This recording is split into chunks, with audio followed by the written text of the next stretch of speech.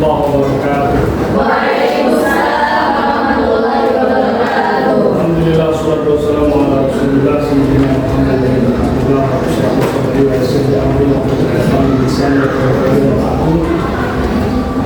Teman-temanku semua, selamat siang.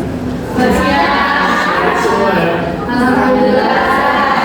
Semoga kita semua disehatkan selalu oleh Allah Subhanahu wa taala. Bisa menjalankan semua kewajiban kita, khususnya dalam penghambaan kita kepada Allah Subhanahu wa taala. Amin ya rabbal alamin. Dan selanjutnya ketua kelas mohon dipimpin berdoa. Bismillahirrahmanirrahim. Alhamdulillahirabbil alamin. Arrahmanirrahim. Maliki yaumiddin. Iyyaka na'budu wa iyyaka nasta'in. Ihdinas shiratal mustaqim.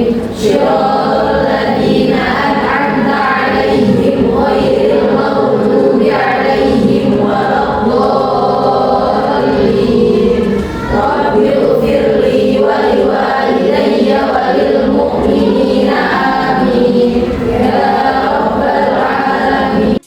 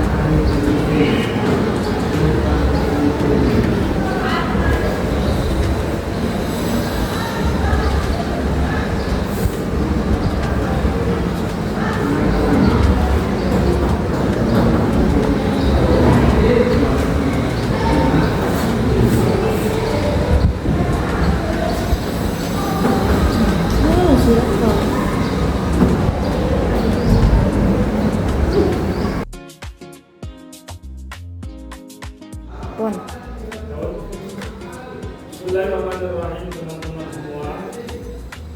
Pelajaran kemarin kita telah belajar tentang arkanul Islam, rukun-rukun Islam. Ada berapa rukun Islam? Ada 5. Pertama apa?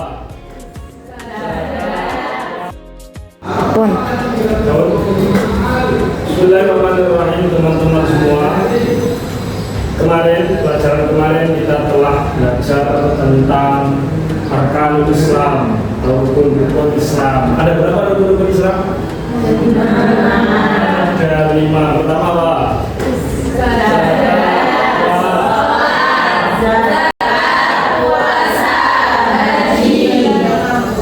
Jika mampu.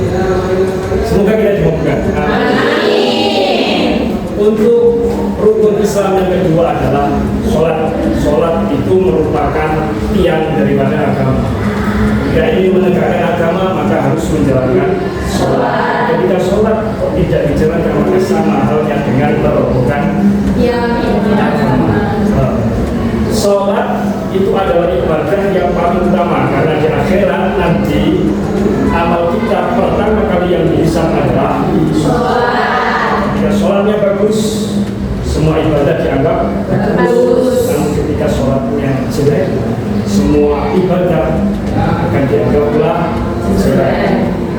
Sebelum kita melakukan sholat, ada syarat-syaratnya. Di antara syaratnya adalah harus suci.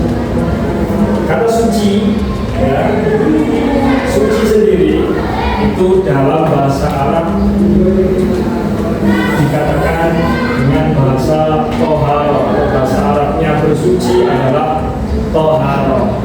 Toharo kalau menggunakan fathah, topnya di fathah ini artinya bersuci, artinya praktek melakukan bersuci seperti wudu, mandi dan lain-lain. Toharo kalau di dhamma maka ini berarti alat melakukan suci, seperti nama air atau sisa daripada air yang digunakan itu adalah bersuci. Di bahasa Arab daripada bersuci adalah toharo. Toharo itu apa? Kalau dalam Fathul Mu'in, lughatan itu adalah an-nadhafah, ya, apa? Bersih. Kalau istilahnya adalah raf'ul man al-mutarattab anil hadas wad danas, doan najasa wad danas, menghilangkan sesuatu yang disebabkan raf'ul man'i, menghilangkan sesuatu pencegah untuk melakukan sholat dari hal-hal yang menyebabkannya, yaitu dari hadas ataupun najis. Jadi bersuci itu ada dua, ada dari najasah, anil najasah, dan ada dari hadas atau anil hadas. Bersuci dari hadas berarti nanti menghilangkan barangnya najis. Najis itu apa? Sesuatu hal yang itu dianggap kotor oleh syara, itu namanya najis. Najis sendiri itu ada dua, najis ainiyah dan najis mutiyah. Najis ainiyah berarti barangnya, najisnya itu ada, nampak. Cara menghilangkannya adalah dengan menghilangkan barangnya dulu, kemudian baru disucikan dengan air. Untuk najis mutiyah ini berarti barang yang ada itu najis, namun najisnya tidak ada atau najis sudah hilang, namun tetap dihukumi najis. Ini namanya hukmiyah, barangnya nggak ada tapi hukumnya saja yang ada. Nah, kalau menghilangkan najis hukmiyah ini yaitu dengan langsung mengguyuri air barang yang benar najis. Kemudian di antara najis ini ada yang berhubung mughalladhah. Mughalladhah artinya diberatkan, artinya nanti mensucikan ini butuh effort yang tinggi, lebih dari mensucikan najis yang lain. Mughalladhah itu seperti najisnya anjing, najisnya babi, dan ini menghilangkannya butuh ekstra, yaitu dengan cara membasuh 7 kali, salah satunya dengan wudu. Itu yang kedua, najis mutawasito, najis yang sedang, bisa nanti ainiyah, bisa nanti hukmiyah. Najis yang sedang ini harus nanti dibasuh sampai sifat-sifat najis itu hilang, baru bisa suci. Untuk najis yang ketiga, najis mukhaffafah, ini tergolong ringan. Najis mukhaffafah ini yaitu najisnya air kencing anak kecil laki-laki yang belum berumur 2 tahun dan belum mengkonsumsi makan-makan yang lain selain air susu. Itu najis mukhaffafah, dan nanti mensucikannya cukup dengan mengguyurkan, tidak mengguyurkan tapi mencipratkan saja. Nanti sampai tempatnya itu terata dengan air dan dihukumi suci. Mukhaffafah ini. Nah, untuk yang kedua, toharo anil hadas. Toharo anil hadas itu adalah mensucikan diri dari hadas yang berada pada diri.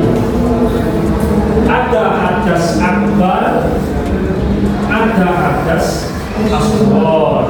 Hadas akbar itu adalah hadas besar yang menghilangkannya itu hanya dengan mandi atau menggantinya tayamum. Dengan mandi kalau ada air, kalau nggak ada air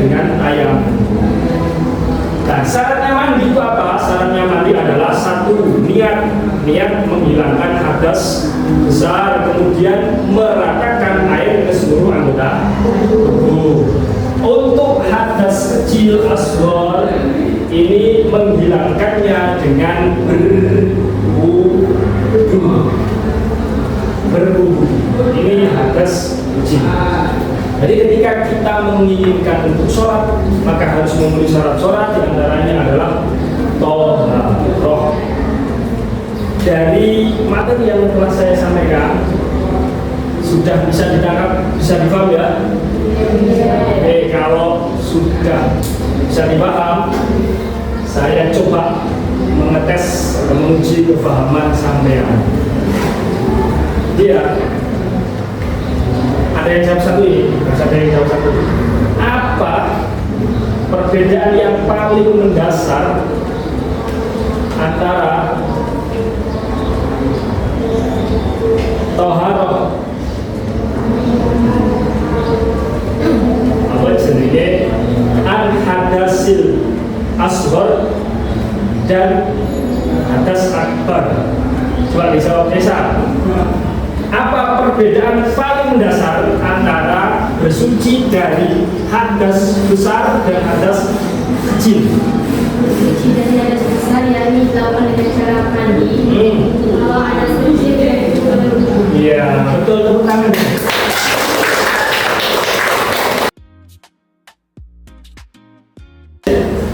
Baik teman-teman semua, telah kita ikuti bersama materi tentang toharoh. Semoga kita semua dapat memahami dengan baik sehingga kita bisa menjalankan syariat dengan sesuai dengan tuntunan baginda Nabi Muhammad SAW. Baik, untuk toharoh itu adalah mensucikan. Mensucikan itu tidak hanya dalam anggota luar kita atau kita, tapi yang paling utama kita harus mensucikan juga hati kita. Karena Allah Subhanahu wa Ta'ala itu tidak melihat apapun dalam diri kita, jangan kita, kekayaan kita, jabatan kita, untuk tubuh kita. Tidak itu yang Allah lihat. Nabi Muhammad Sallallahu Alaihi Wasallam jauh, Inna Allaha la yanzuru ila ajsamikum wala ila amwalikum wala ila ahsabikum walakin yanzuru ila qulubikum wa a'malikum. Allah itu tidak melihat bentuk rupa, tidak melihat kekayaan, tidak melihat jabatan, tapi yang Allah lihat adalah hati dan amal kita. Karena nanti semua kita ini akan kembali kepada Allah. Inna lillahi wa inna ilaihi raji'un. Tapi semua yang kembali ini tidak semuanya diterima dengan baik. Ilaman atau Allah biqalbin salim, kecuali orang-orang yang mempunyai hati yang salim, itu yang diterima oleh Allah Subhanahu wa Ta'ala. Maka dari pelajaran toharoh ini kita bisa mengambil hikmah bahwa kita hidup ini harus mensucikan tidak hanya tubuh kita, tapi dari tubuh yang goyah ini kemudian juga tercermin harus kita bersihkan juga batin kita, hati kita, akhlak kita. Demikian yang bisa saya sampaikan. Terima kasih teman-teman semua telah mendengarkan. Semoga apa yang kita lakukan ini mendapat barokah dan manfaat dari Allah Subhanahu wa Ta'ala. Mari kita tutup dengan bacaan doa al-asri, kemudian disusul dengan istighfar majelis 3 kali. Bismillahirrahmanirrahim. Wal asri innal insana